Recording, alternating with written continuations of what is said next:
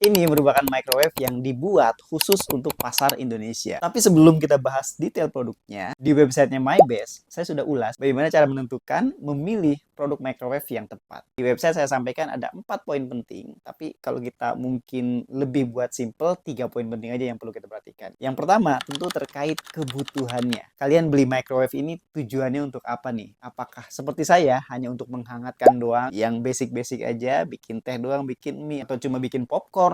Ya hal-hal yang basic lah gitu. Ini udah cukup. Yang solo itu udah cukup. Yang microwave saja. Tapi ketika kalian butuh untuk grill, manggang, untuk ikan mungkin atau apapun itu, kalian harus upgrade ke yang memiliki fitur grill. Biasanya harganya sedikit lebih tinggi dan wattnya juga lebih tinggi karena butuh grill atau pemanggang yang memang butuh daya yang besar. Tapi kalau kalian butuhnya itu yang lebih advance, misalkan bikin kue atau roti biar mengembang, kalian harus upgrade, pertimbangkan beli yang microwave convection yang sudah ada kipasnya, yang distribusi panasnya akan lebih merata nantinya, sehingga ya adonan roti kalian tuh akan lebih mengembang dan hasilnya akan lebih maksimal untuk bikin kue dan lain sebagainya. Nah, itu yang pertama, terkait kebutuhannya. Yang kedua, kalian pertimbangkan ukurannya. Seperti saya berempat doang ya cukup mungkin 24 atau 25 literan kapasitasnya. Tapi kalau kalian sendiri di rumah, ya mungkin bisa pertimbangkan yang belasan liter aja. Kalau di rumahnya itu keluarga besar, pertimbangkan yang 30 literan ke atas. Tapi kalau misalnya kalian sendiri di rumah, kebutuhannya untuk bikin kue atau usaha UMKM, ya perhatikan juga yang tadi fungsinya lebih maksimal, lebih bagus lagi yang convection dan ukurannya lebih besar juga. Jadi ukuran juga harus kalian pertimbangkan. Dan yang terakhir, yang ketiga, terkait daya listrik. Kalau misalkan di rumah kalian cuma 900 dayanya, ada nggak microwave yang dayanya di bawah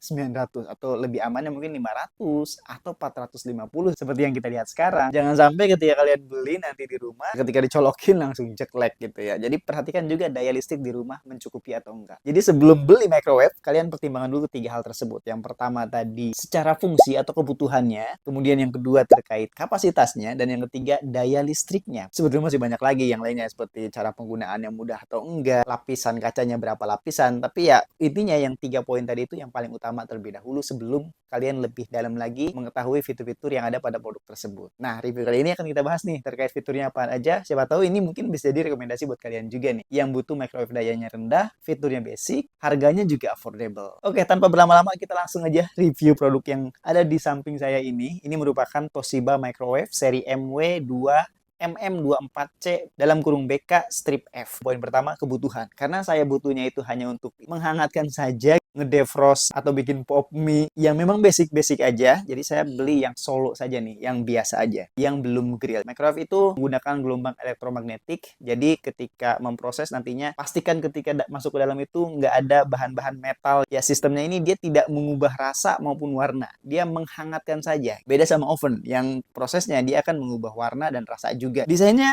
saya suka karena minimalis, warna hitam seperti ini. Untuk dimensinya sendiri, lebarnya 48 cm, tingginya 29 cm, dan kedalaman yang 41 cm. Kalau kita ukur sampai ke gagang pintunya. Kabelnya sendiri lumayan panjang, ini sekitar 1 meter. Di depan terdapat 2 tombol. Yang atas tombol untuk suhunya, ada 5 tingkatan daya, dan yang bawah untuk mengatur waktunya. Berapa lama kalian akan memproses atau memanaskannya nanti. Kalau kita perhatikan lebih detail, di sampingnya ada rongga-rongga udara begini. Di bawahnya terdapat kaki. Dan kalau kita buka, kita masuk ke poin yang kedua ya, terkait kapasitas. Ini 24 liter volumenya. Jadi udah cukup lah untuk keluarga saya yang berempat ini. Nah, di dalam ini ada kacanya seperti ini. Diameternya 27 cm dan tentu ada rodanya seperti ini ya. Nanti kalian pasang di situ, ketika memproses dia akan berputar ketika menghangatkan. Masuk ke bagian dalam ada lampu juga di situ dan ada bagian-bagian elektromagnetiknya. Kalau di pintunya sendiri dia bukan menggunakan push button begitu ya, tapi menggunakan gagang seperti ini. Dan dia ada 2 lapisan kaca sehingga nanti panasnya nggak akan keluar. Dan tentunya ada fitur safety, kalau nggak tertutup dia nggak memproses ya. Dia harus tertutup rapat seperti ini. Nah, untuk cara penggunaannya di sini ada yang suhu yang paling rendah tentu, kemudian di sini ada untuk defrost, kemudian ada sistem pemanasan yang sedang, kemudian lebih tinggi lagi, dan tentunya paling panas di sini. Jadi ada 5 tingkatan fungsi atau pemanasan yang bisa kalian operasionalkan. Nah, kemudian di bagian bawah di sini ada waktu sampai dengan 35 menit untuk timernya sendiri. Biasanya kita tentukan berdasarkan berat bahan makanan yang di defrost di sini. Kalau defrost mungkin 3 menit udah cukup dengan kapasitas 0,2 kg. Kalian lihat aja di sini, kalau kapasitas 1 kilo bisa di 15 menitan untuk defrostnya. Kita atur aja sesuai dengan kebutuhan kita tentunya. Jadi operasionalnya, penggunaannya itu sangat mudah sekali ya dengan sistem knob seperti ini. Tidak dengan yang digital yang agak repot banget kalau misalkan orang tua kita yang menggunakan itu agak rumit ya. Di sini akan sangat mudah karena cuma dua knob putar doang di sini. Yang atas untuk ngatur suhunya, yang bawah untuk ngatur waktunya. Sesimpel itu, semudah itu. Nah, kalau kita masuk ke poin ketiga terkait daya listriknya, ini wattnya rendah sekali ya. Cuma 450 watt. Ya dengan watt yang rendah seperti itu tentu pemanasannya akan sedikit lama dibandingkan yang sudah 1000 watt atau 1200 dan lain-lain gitu. Tapi dengan watt seperti itu tentunya akan ideal, akan masuk di setiap rumah tangga. Karena di kita Indonesia rata-rata 900 daya listriknya atau mungkin 1300 ya. Jadi ini udah aman banget di semua rumah di Indonesia. Oh ya, cara pasangnya gampang ya, tinggal langsung masukin aja seperti ini. Harus benar-benar pas di bagian penguncinya dan ini sudah terpasang. Nah, sebetulnya kalau saya sih lebih rekomen kalian cari yang dayanya lebih tinggi. Karena di website MyBest saya sudah hitung perbedaannya antara watt yang lebih tinggi dengan yang low watt. Itu ternyata untuk biaya listriknya itu lebih murahan menggunakan yang dayanya tinggi tapi efisiensi kinerjanya lebih maksimal, lebih cepat proses pemanasannya. Kalau yang low watt ya mungkin bisa di angka 200 sampai 300 rupiah sekali memanaskan gitu ya, sekali memproses. Kalau di yang wattnya tinggi, wattnya maksimal, kinerjanya lebih cepat memanaskannya, itu paling cuma ya puluhan rupiah saja ketika menggunakannya tersebut. Tapi ya nggak terlalu signifikan lah ya, atau beda jauh lah gitu untuk perbedaannya tersebut. Ya tapi dengan low watt seperti ini tentunya akan membuat aman di setiap rumah kalian karena takutnya dayanya tidak mencukupi. Jadi ini ramah untuk semua rumah ya. Nah menariknya produk ini juga digaransi cukup lama. Dia 2 tahun untuk jasa spare partnya. Sedangkan barang-barang small biasanya ya 1 tahunan ya. Dan untuk magnetron warranty-nya itu 10 tahun. Sangat lama sekali. Jadi dengan durasi garansi yang lama seperti ini akan membuat kalian lebih tenang tentunya ya ke depannya. Jangan khawatir lagi karena selama 2 tahun ke depan dan bahkan 10 tahun ke depan produk ini masih digaransi. Di atas ada warning, hati-hati panas ketika memproses, jadi jangan dipegang bagian atasnya ya. Produk ini tentu cara pembersihannya mudah, bisa menggunakan tisu atau kain yang lembab begitu, dilap aja di bagian dalamnya ya. Kalau saya setiap selesai memanaskan, biasa dibuka seperti ini aja, kalau udah agak sedikit adem gitu langsung kita lap aja menggunakan kanebo mungkin kain yang halus begitu atau bisa pakai tisu juga dibersihkan seperti itu aja. Jadi perawatannya sangat mudah tentunya ya. Karena ini kan produk rumahan yang tentu cara penggunaan maupun perawatannya juga sangat mudah. Jadi itulah mungkin review kita kali ini terkait microwave dari Toshiba ini. Saya rasa ini recommended karena harganya juga sangat kompetitif. Bisa dicek di link deskripsi atau di tag video ya untuk harga terupdate-nya. Kalau kita simpulkan tentu dari ketiga poin penting yang harus kita perhatikan ini sudah memenuhi kebutuhan saya dan mungkin kalau kalian mirip-mirip kebutuhannya sama dengan saya ini bisa jadi pertimbangan produk ini. Yang pertama tentu secara fungsi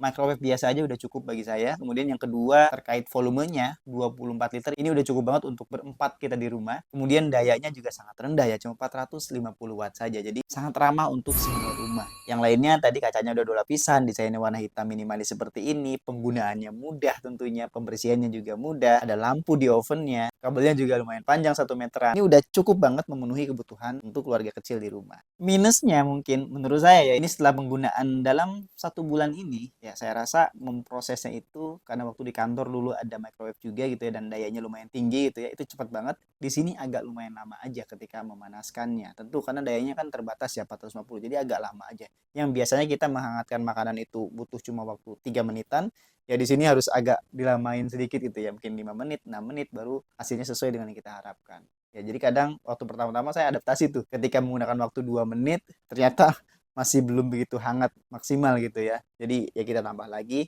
waktunya 2 menit lagi baru itu ideal gitu. Jadi memang prosesnya aja yang agak lama dan itu mungkin akan berhubungan nanti dengan ya pengeluaran listrik di rumah gitu ya. Karena ya kalau kita sering menggunakannya akan lebih boros gitu dibandingkan yang wattnya tinggi tapi efisiensi atau kecepatan memanaskannya lebih bagus gitu. Jadi saya rasa sekian dulu ya review kali ini. Semoga bisa jadi referensi buat kalian yang sedang mencari microwave. Sekali lagi ini sudut pandang pribadi saya aja. Boleh setuju atau tidak. Dan jika ulasannya bermanfaat, boleh di-share juga ke saudaranya mungkin atau rekannya yang sedang mencari microwave yang wattnya rendah, harganya affordable, murah lah kategorinya gitu ya. Dan kapasitasnya cukup besar dengan ukuran 24 liter ini. Terima kasih sudah menonton. Sampai ketemu di review-review selanjutnya. See you.